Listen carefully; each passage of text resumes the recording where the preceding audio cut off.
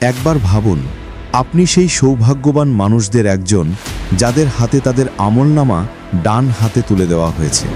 আপনি আনন্দ ভরে সেই পুস্তক খুলে দেখছেন, মুখে হাসি নিয়ে পুলসিরাত পার হচ্ছেন, অবশেষে পৌঁছে যাচ্ছেন জান্নাতের দরজায়। ফেরেশতারা আপনাকে স্বাগত জানাচ্ছেন। আপনাকে দেখানো হচ্ছে আপনার জন্য প্রস্তুত প্রাসাদগুলো, সোনারূপার বাসনে পরিবেশিত এমন খাবার যার স্বাদ আপনি আগে কখনো পাননি। আপনার সামনে প্রবাহিত হচ্ছে দুধের নহর, চারিদিকে বাগান, প্রাসাদ, অপরূপ সৌন্দর্যের সমারোহ। ফেরেশতারা আপনাকে জান্নাতের পোশাক পরিয়ে নিচ্ছেন এবং নিয়ে যাচ্ছেন সেই মাহফিলের দিকে, যেখানে আপনি সাক্ষাৎ পাবেন সেই মহামহিম সত্তার, যার সাক্ষাৎ পাওয়ার আশায় আপনি পৃথিবীর প্রতিটি নিঃশ্বাসে দোয়া করেছেন।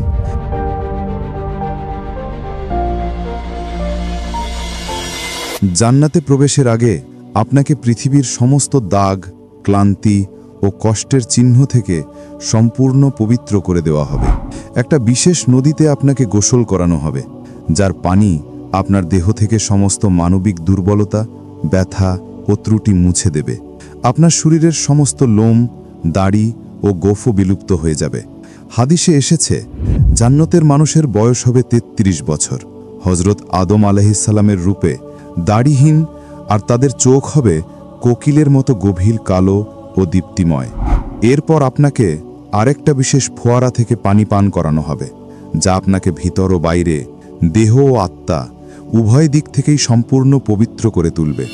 এরপর আপনি সেই ফেরেশতার সামনে উপস্থিত হবেন যিনি জান্নাতের দরজা খুলে দেবার দায়িত্বে আছেন। তার নাম রেওয়ান। জান্নাতের ৮টি আলাদা দরজা রয়েছে, প্রত্যেকটি নির্দিষ্ট আমলের জন্য। নামাজের দরজা, যেখান দিয়ে প্রবেশ করবেন তারা যারা সালাতের প্রতি অটল ছিলেন। রোজার দরজা, তাদের জন্য যারা আল্লাহর সন্তুষ্টির জন্য রোজা রাখতেন।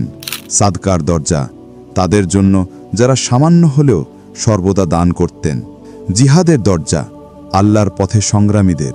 হজের দরজা, যারা হজ পালন করেছেন তাদের জন্য। সবরের দরজা, যারা কঠিন সময়ও ধৈর্য ও সংযম ধরে রেখেছেন। বিনা হিসাবের দরজা, যাদের জন্য জান্নাতে প্রবেশে কোনো বিচার লাগবে না। এবং জিকিরের দরজা, তাদের জন্য যারা সর্বদা আল্লাহর স্মরণ করেছেন। যখন আপনি আপনার নির্দিষ্ট দরজার মধ্য দিয়ে প্রবেশ করবেন, একটা উষ্ণ কোমল বাতাস আপনার মুখমণ্ডল ছুঁয়ে যাবে। সুগন্ধে ভরে উঠবে আপনার প্রাণ। সব কষ্ট, অনুশোচনা ও সন্দেহ মুছে যাবে। অবশিষ্ট থাকবে কেবল নির্মল সুখ ও পবিত্র অনুভূতি। আপনি জান্নাতে পদার্পণ করছেন, এটাই এখন আপনার চিরস্থায়ী নিবাস। আপনি সামনে এগোতেই দেখছেন এক বিশাল প্রাসাদ, যার প্রতিটি ইট খাঁটি সোনার তৈরি। বারান্দাগুলো মুক্তোর মতো ঝলমল করছে। আপনার আগমনের সঙ্গে সঙ্গে কয়েকজন খাদেম উপস্থিত হয়।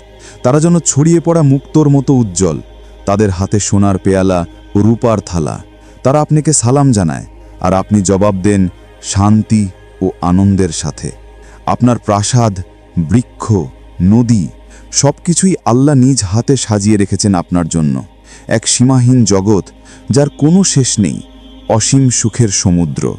ফেরেশতারা আপনাকে বিশেষ পোশাক পরিয়ে দেন, সবুজ রেশমের মতো নরম, হালকা ও উজ্জ্বল। পুরো পরিবেশ যেন উৎসব মুখর, সবাই যেন আপনার আগমনের আনন্দে মেতে উঠেছে। অগণিত খাদেম আপনার চারপাশে, আপনার সেবার জন্য সদা প্রস্তুত। এরপর শুরু হয় এক অনন্য আয়োজন। সেই অনুষ্ঠানে আনা হয় একটা মেষ, যা জান্নাত ও জাহান্নামের মানুষ উভয়েই দেখতে পারে। কিন্তু এটি সাধারণ প্রাণী নয়, এটির নাম মৃত্যু। একটা মহান কণ্ঠ ঘোষণা করে, হে জান্নাতের মানুষ, তোমরা কি জানো এ কে?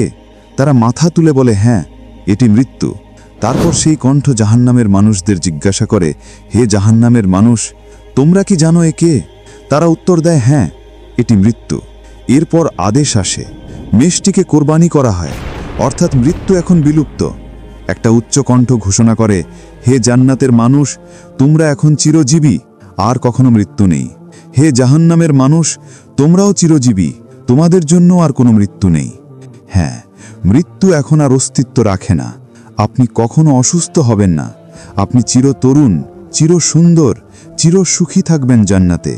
এখন শুরু হয়েছে চিরন্তন শান্তি, আনন্দ ও অনুগ্রহের জীবন।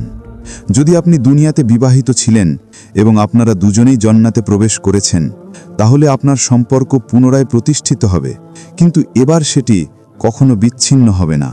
আপনার নামাজ, আপনার সৎকর্ম সবকিছুই আপনার জীবনসঙ্গীর মর্যাদা বাড়িয়ে দেবে। এখানে আর কোনো ঝগড়া নেই, কোনো কষ্ট বা অবিশ্বাস নেই, শুধু বিশুদ্ধ ভালোবাসা, যা প্রতিটি মুহূর্ত আরও গভীর, আরও উজ্জ্বল হবে। আপনার সঙ্গী প্রতিবারই আপনাকে দেখবে আর বলবে যে আপনি আগের চেয়ে আরও সুন্দর হয়ে গেছেন। আর যদি আপনি একাকী থাকতেন বা জীবনে শান্তি না পেতেন, তাহলে আল্লাহ আপনাকে এমন একজন সঙ্গী দান করবেন যিনি কেবল আপনার জন্যই সৃষ্ট। আপনি তার হাত ধরবেন এবং দুজনে একসাথে চলবেন অনন্ত জীবনের পথে, চিরকালীন সঙ্গী হিসেবে। যাদের জান্নাতে প্রবেশের সময় মর্যাদা ভিন্ন হবে, আল্লাহ তাদেরকে এক স্তরে উন্নীত করে দেবেন, যেন কোনো ব্যবধান না থাকে। দুজনেই সমান সম্মানে, সমান সুখে থাকবেন। জান্নাতের মানুষরা উড়ে বেড়াতে পারবেন। অসীম উপত্যকা, সবুজ বাগান, পাহাড়, প্রাসাদ সবকিছুই জায়গায় ভ্রমণ করতে পারবেন ইচ্ছামতো। চিন্তার গতিতে চলবে তাদের গতি, যেমন আত্মা এক মুহূর্তে দূরতম স্থানে পৌঁছে যায়। হ্যাঁ, জান্নাতের মানুষরা পাখির মতো উড়ে বেড়াবেন। দেখবেন এমন দৃশ্য যা কোনো মানুষ কখনো দেখেনি। বাগান, নদী, পর্বত, মুক্তোর প্রাসাদ সবকিছুই এক নবীন সৌন্দর্যে ভরা। তারা তাদের প্রিয় বন্ধুদের সঙ্গে মিলিত হবেন, একসাথে বসবেন, খাবেন, পান করবেন আর গভীর আলাপচারিতায় মগ্ন থাকবেন, যা দুনিয়ার যে কোনো বন্ধুত্বের চেয়ে অনেক বেশি সুখময়। তারা নবীদের সঙ্গে সাক্ষাৎ করবেন, সাহাবাদের গল্প সরাসরি শুনবেন। প্রতিটি মুহূর্ত কাটবে আনন্দে, শান্তিতে ও তৃপ্তিতে। এই অসীম ভোজ ও সমাবেশে এমন আনন্দ ও পরিপূর্ণতা অনুভূত হবে যা পৃথিবীর সবচেয়ে বড় যন্ত্রণা, একাকিত্ব, তাকে চিরতরে মুছে দেবে। এখানে আর কেউ কখনো একা থাকবে না। কোনো অচেনা, দরিদ্র, অসুস্থ বা বন্দী মানুষ নয়। সবার মুখে থাকবে আলোর হাসি। দুনিয়ার সব কষ্টকে স্মরণ করে তারা বলবে, আমার প্রভু যা দিয়েছেন তার তুলনায় দুনিয়ার সব দুঃখ কিছুই ছিল না। জান্নাতে প্রবেশের পর প্রথম যে খাবার পরিবেশন করা হবে তা হবে এক মাছের যকৃৎ। হাদিসে উল্লেখ আছে, এই মাছটি সেই মাছ যা নবী ইউনুস আলাইহিস সালামকে নিজের পেটে ধারণ করেছিল। জান্নাতে খাবার হবে কেবল আনন্দ ও উপভোগের জন্য, ক্ষুধা নিবারণের জন্য নয়। কোরআন ও হাদিসে জান্নাতের খাবারের বর্ণনায় এসেছে পাখির মাংস, ফল যেমন ডালিম, আঙুর, চেরি, কলা ও খেজুর। পানীয় থাকবে সোনার পেয়ালায় দুধ, মধু, স্বচ্ছ পানি, কাফুর ও অন্যান্য মিষ্টি পানীয়। জান্নাতের মানুষ এই সব অনুগ্রহ থেকে নিজেদের ইচ্ছে মতো চিরকাল উপভোগ করবেন। কখনো ক্ষুধা বা তৃষ্ণা অনুভব হবে না। জান্নাতের ফলগুলোর খোসা হবে স্বচ্ছ। একটি ফল খাওয়া মাত্রই একই স্থানে আরেকটি ফল জন্ম নেবে। তাদের স্বাদ হবে এমন যা পৃথিবীর কোনো স্বাদের সঙ্গে তুলনা করা যায় না। অদ্ভুত, নতুন ও অপরূপ। জান্নাতে আমরা এক নতুন ধরনের উপলব্ধি লাভ করব। আমাদের মন ও চিন্তাশক্তি এক নতুন মাত্রায় উন্নীত হবে। আমরা আজ যা দেখতে বা বুঝতে পারি না, সেসব রহস্য তখন স্পষ্ট হয়ে যাবে। আজ আমাদের চোখে যেন এক পর্দা ঝুলে আছে, যা সত্যের অনেক অংশ আড়াল করে রাখে। কিন্তু জান্নাতে সেই পর্দা সরিয়ে নেওয়া হবে। আমাদের মন তখন আর আগের মতো কাজ করবে না। এখনকার পৃথিবীতে আমরা ভালো মন্দ, সুন্দর অসুন্দর, দুঃখ সুখ এই সীমিত মানদণ্ডে সব কিছু বিচার করি, কিন্তু জান্নাতে সেই সীমা বিলীন হয়ে যাবে। আমাদের চিন্তা হবে পবিত্র, আমাদের অনুভূতি হবে বিশুদ্ধ। আমরা শুধু আল্লাহর নিকটবর্তী হওয়ার আনন্দেই পূর্ণ থাকব। প্রত্যেকটি দৃশ্য, প্রত্যেকটি শব্দ, প্রত্যেকটি সুগন্ধ আমাদের আত্মাকে পরম শান্তিতে ভরিয়ে তুলবে।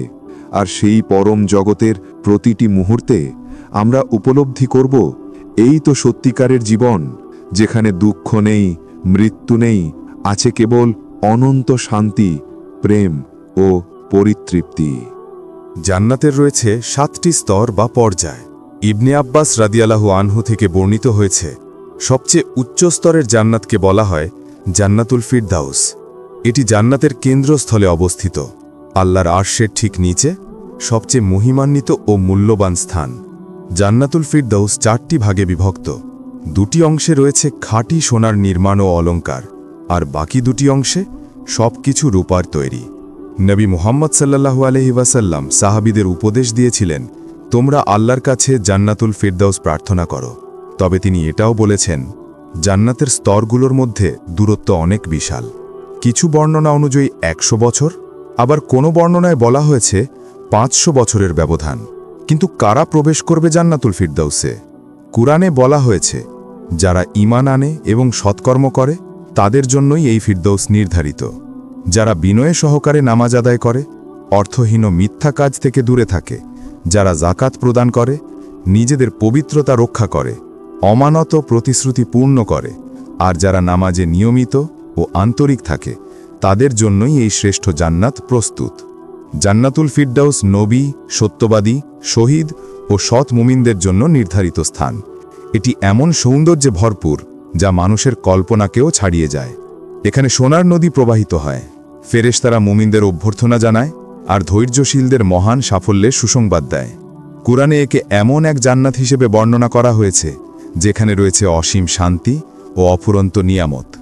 মুমিনদের প্রতিটি ইচ্ছা পূরণ হবে, তারা আল্লাহর কৃপায় চির অনন্তে বসবাস করবে। এটি এমন এক অনন্ত নিবাস যা সুখ, প্রশান্তি ও রহমতে পূর্ণ। জান্নাতুল মাওয়া, এটি এক আশ্রয়স্থল, বিশেষভাবে শহীদদের জন্য। তারা আল্লাহর অনুগ্রহে ভরপুর থাকবে, চিরকালীন আনন্দে অবস্থান করবে। আর দারুস-সালাম, এটি মুমিনদের জন্য এক চিরস্থায়ী জান্নাত, যেখানে কোনো ভয় নেই, কোনো দুঃখ নেই, শুধুই নিরাপত্তা, শান্তি ও প্রশান্তি। এই স্থানটি এক উচ্চ মর্যাদা সম্পন্ন অবস্থান, যেখানে ফেরেশতারা ও সৎ মুমিনরা বসবাস করে। তাদের মুখমণ্ডলের আলো পুরো জান্নাতকে আলোকিত করে তোলে। এমনকি জান্নাতের নিম্ন স্তরের মানুষকেও যে পুরস্কার দেওয়া হবে তা এই দুনিয়ার 10টি পৃথিবীর সমান। আর যখন আমরা উচ্চস্তরের মানুষদের প্রাসাদগুলোর দিকে তাকাবো, তাদের আলো দূর থেকে এমনভাবে ঝলমল করবে যেমন আমরা আজ আকাশে তারাদের দেখি। ক্রমে ক্রমে আমরা জান্নাতের জীবনের সঙ্গে অভ্যস্ত হয়ে যাব। আমাদের চারপাশে থাকবে তরুণ অমর খাদেমরা, যারা সেবার জন্য সদা প্রস্তুত। তাদের দেখা যাবে মুক্তোর মতো ঝলমল করতে। যেদিকে তাকাবেন সেখানে অসীম মহিমা ও নিয়ামতের সমারোহ, যা জান্নাতের প্রতিটি কোণ ভরিয়ে তুলবে। কুরআনে যেসব হুরের কথা এসেছে তারা পবিত্র, বিশেষ উপহার। যারা ধৈর্য ধরেছে, পাপ থেকে দূরে থেকেছে, তাদের জন্য আল্লাহর পক্ষ থেকে পুরস্কার স্বরূপ দান করা হবে। তারা এতই পবিত্র যে কোনো মানুষ বা জিন তাদের স্পর্শ করেনি। যদি তাদের মধ্যে একজনও এই দুনিয়ার কোনো সমুদ্রে অবতরণ করত, তাহলে সঙ্গে সঙ্গে সেই পানি নোনতা থেকে মিষ্টি হয়ে যেত। জান্নাতে কেউ কারো প্রতি কোনো রাগ, অসন্তোষ বা হিংসা অনুভব করবে না। সেখানে হিংসা, অভিমান কিংবা বিদ্বেষের কোনো অস্তিত্বই থাকবে না। তাহলে প্রশ্ন আসে, প্রাণীদের কি হবে? জান্নাতে কি প্রাণী থাকবে না?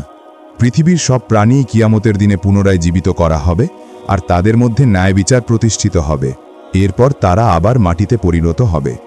তবে কিছু বিশেষ প্রাণীকে চিরন্তন জান্নাতে স্থান দেওয়া হবে। তাদের মধ্যে রয়েছেন নবী মুহাম্মদ সাল্লাল্লাহু আলাইহি ওয়াসাল্লামের উট, আসহাবে কাহফের কুকুর যে 309 বছর ঘুমিয়েছিল, নবী সালেহ আলাইহিস সালামের উট যাকে সামুদের জাতি হত্যা করেছিল কারণ সে অতিরিক্ত পানি পান করেছিল, হুপ হুপ পাখি এবং নবী সুলাইমান আলাইহিস সালামের পিঁপড়া। জান্নাতে পৃথিবীর মতো প্রাকৃতিক বৈরিতা থাকবে না, না তীব্র গরম, না শীতলতা। কুরআনে বলা হয়েছে, আল্লাহ তাদের এমন ছায়ায় রাখবেন যা কখনো অতিরিক্ত গরম বা ঠান্ডা হবে না। অর্থাৎ জান্নাতে আবহাওয়া হবে সম্পূর্ণ নিখুঁত, সেখানে কোনো কষ্ট, ঘাম বা অস্বস্তি থাকবে না। আমরা এই পৃথিবীতে জীবনের প্রায় 1/3 সময় ঘুমিয়ে কাটাই, কিন্তু জান্নাতে ঘুমের কোনো প্রয়োজনই হবে না, কারণ সেখানে মৃত্যু নেই, তাই বিশ্রামেরও প্রয়োজন হবে না। আমরা সর্বদা পূর্ণ জীবন যাপন করব। প্রত্যেক মুহূর্ত হবে সজীব, উচ্ছ্বসিত ও আনন্দময়। জান্নাতের সর্বোচ্চ নিয়ামত হল আল্লাহ তাআলাকে দর্শন করা। এই দুনিয়ায় আমরা তাকে দেখতে পারি না, কারণ আমাদের চোখের উপর একটি পর্দা আছে, কিন্তু জান্নাতে সেই পর্দা সরিয়ে নেওয়া হবে। আমরা অবশেষে সেই সত্তাকে দেখতে পাব যিনি আমাদের সৃষ্টি করেছেন, আমাদের রিজিক দিয়েছেন, আমাদের দয়া ও ক্ষমায় ঢেকে রেখেছেন।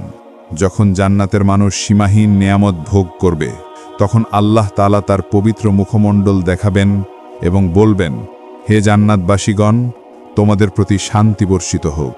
সেই মুহূর্তে সব সুখ নিয়ামত যেন ম্লান হয়ে যাবে, কারণ আল্লাহ দর্শনের আনন্দ সর্বোচ্চ ও অতুলনীয়। মানুষ আকুল হয়ে পরবর্তী দর্শনের অপেক্ষা করবে, আবার দেখতে চাইবে সেই মুখমণ্ডল যা সমস্ত সৌন্দর্যের উৎস। আল্লাহকে দেখার সুযোগের পরিমাণ নির্ভর করবে কোন স্তরের জান্নাতে মানুষ অবস্থান করছে তার উপর। জান্নাতের প্রাকৃতিক সৌন্দর্য হবে আমাদের বর্তমান চোখের সীমা ছাড়িয়ে। পৃথিবীতে আমরা অনেক সুন্দর বৃক্ষ দেখি, কিন্তু জান্নাতে এমন একটি বৃক্ষ থাকবে যার বিশালতা ভাষায় প্রকাশ করা যায় না। যদি কেউ ঘোড়ায় চড়ে তার ডাল বরাবর ছুটে চলে, তবে অপর প্রান্তে পৌঁছাতে 100 বছর লেগে যাবে। এর শাখাগুলো জান্নাতের প্রতিটি স্তর ছুঁয়ে যাবে, প্রতিটি ঘরে প্রবেশ করবে, যাতে প্রত্যেকে তার নিয়ামতে সিক্ত হতে পারে। আর জান্নাতের এক অনন্য নদী হল কাউসার নদী, যা নবী মুহাম্মদ সাল্লাল্লাহু আলাইহি ওয়াসাল্লামকে বিশেষভাবে দান করা হয়েছে।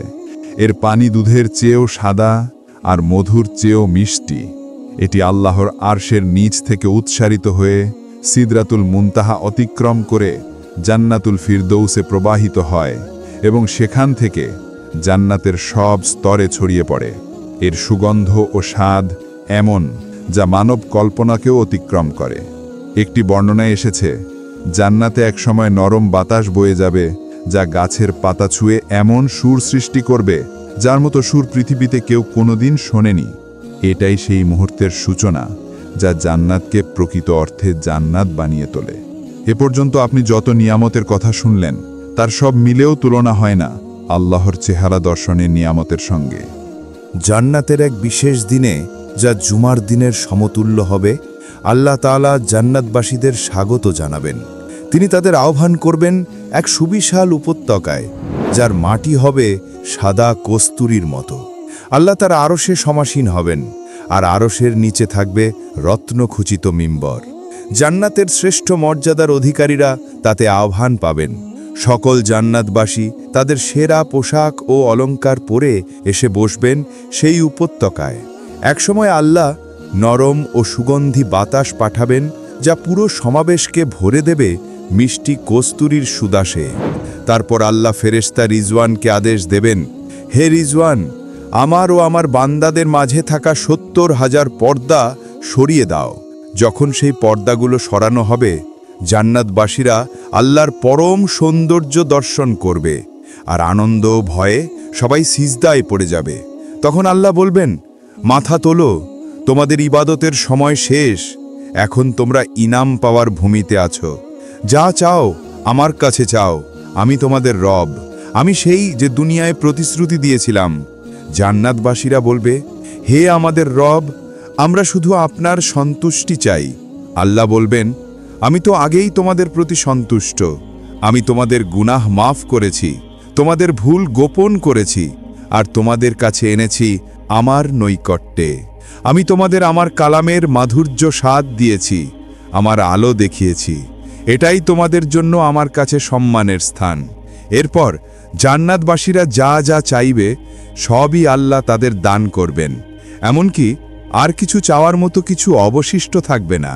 তখন আল্লাহ তাআলা বলবেন, এখন আমি আমার সন্তুষ্ট তোমাদের উপর স্থায়ীভাবে বর্ষণ করছি, আর কখনোই তোমাদের প্রতি রাগ করব না। প্রতিটি সাক্ষাতের পর আল্লাহ তাদের নিয়ামত আরও বৃদ্ধি করবেন। তাদের প্রাসাদে আরও প্রাসাদ যুক্ত হবে, তাদের বাগানে নতুন ফুল ও ফল জন্ম নেবে। যখন তারা আল্লাহর আলোয় আলোকিত হয়ে ফিরে আসবেন, তাদের সেবকরা সেই উজ্জ্বল আলোয় তাকিয়ে বিস্ময় চিনতেই পারবে না, এই তো তার প্রভু নাকি কোনো নূরের ফেরেশতা। এই কারণেই জান্নাতবাসীরা জুমার দিনের অপেক্ষায় থাকে অধীর আগ্রহে। রাসূলুল্লাহ সাল্লাল্লাহু আলাইহি ওয়াসাল্লাম বলেছেন, যে মানুষ কোনো গুনাহ করে, তারপর সে সেই গুনাহের জন্য অনুতপ্ত হয় এবং সারা জীবন সেই অনুতপ মনে রাখে, অবশেষে সে জান্নাতে প্রবেশ করবে। সেই সময় শয়তান আফসোস করে বলবে, হায়, যদি আমি তাকে সেই গুনাহ করতে না দিতাম। কিয়ামতের দিন দুই ব্যক্তি মুখোমুখি হবে। একজন বলবে, তোমার আল্লাহর সঙ্গে কি অবস্থা? অন্যজন বলবে, আমার কাছে কেবল একটি সৎকর্ম আছে। প্রথমজন বলবে, আমার সৎকর্মটি তুমি নিয়ে নাও আর জান্নাতে প্রবেশ করো, আমি তো জাহান্নামের জন্যই নির্ধারিত হয়ে গেছি। তখন আল্লাহ বলবেন, তুমি কত উদার, কিন্তু আমি তো তার চেয়েও অধিক দয়ালু ও উদার। তারপর আল্লাহ আদেশ দেবেন, তোমার বন্ধুকে ডেকে আনো আর তোমরা দুজনেই জান্নাতে প্রবেশ করো। নবী মুসা আলাইহিসসালাম জিজ্ঞাসা করেছিলেন, হে আল্লাহ, যে ব্যক্তি জান্নাতে সর্বশেষ প্রবেশ করবে তার অবস্থা কেমন হবে? আল্লাহ বললেন, তাকে বলা হবে জান্নাতে প্রবেশ করো। সে বলবে, হে প্রভু, আমি কিভাবে প্রবেশ করব? সবাই তো ইতিমধ্যে তাদের জায়গায় বসে আছে। আল্লাহ বলবেন, যদি তোমাকে পৃথিবীর কোনো রাজাকে যেমন রাজত্ব দেওয়া হয় তেমন রাজত্ব দিই, তুমি কি তাতে সন্তুষ্ট? সে বলবে, হে প্রভু, আমি সন্তুষ্ট। তখন আল্লাহ বলবেন, তবে তোমার জন্য তাই নয়, বরং তোমার ইচ্ছার চেয়ে 10 গুণ বেশি রাজত্ব ও নিয়ামত দেওয়া হবে। তোমার হৃদয় ও চোখ যা কামনা করবে সবই তোমাকে দান করা হবে। মুমিনরা তাদের সন্তানের সঙ্গে আবার মিলিত হবে। আল্লাহ বলেন, জান্নাতে সন্তানরা কখনো বুড়ো হবে না। জান্নাতে বাবা মা আর সন্তানরা আল্লাহর রহমতে চিরদিন একসঙ্গেই ঘনিষ্ঠ ভালোবাসায় আর সম্পূর্ণ নিরাপত্তায় থাকবে। কাউকে কারো থেকে আলাদা করা হবে না। কুরআন ইঙ্গিত করে এই দুনিয়া সাময়িক ও ক্ষণস্থায়ী। এটি কেবল একটা পরীক্ষার স্থান। আসল ঘর হলো জান্নাত। ঈমান ও সৎকর্মই জান্নাতের পথ, আর জান্নাতের প্রতিশ্রুতি কেবল তাদের জন্য যারা আল্লাহর দিকে ফিরে আসে, হারাম থেকে দূরে থাকে, ইবাদতে দৃঢ় থাকে এবং উত্তম চরিত্র অর্জন করে। তাই আসুন আমরা সবাই নিজের জন্য এবং সমগ্র মুসলিম উম্মার জন্য দোয়া করি। আল্লাহ আমাদের ক্ষমা করুন, আমাদের প্রিয়জনদের সঙ্গে জান্নাতে পুনর্মিলন ঘটান আর আমাদের সর্বোচ্চ মর্যাদা দান করুন। হে আল্লাহ, আমাদের প্রিয়জনদের আপনার হিদায়াত দিন, হৃদয়ে ঈমান দান করুন এবং ঈমানের উপর মৃত্যু দিন। তারপর আপনার রহমতে জান্নাতে উত্তম স্থান দিন। যদি এই ভিডিওটি আপনাদের ভালো লেগে থাকে তাহলে অনুগ্রহ করে লাইক ও শেয়ার করুন, যাতে অন্যেরাও এটি দেখে জান্নাতের পথে চলার প্রস্তুতি নিতে পারে।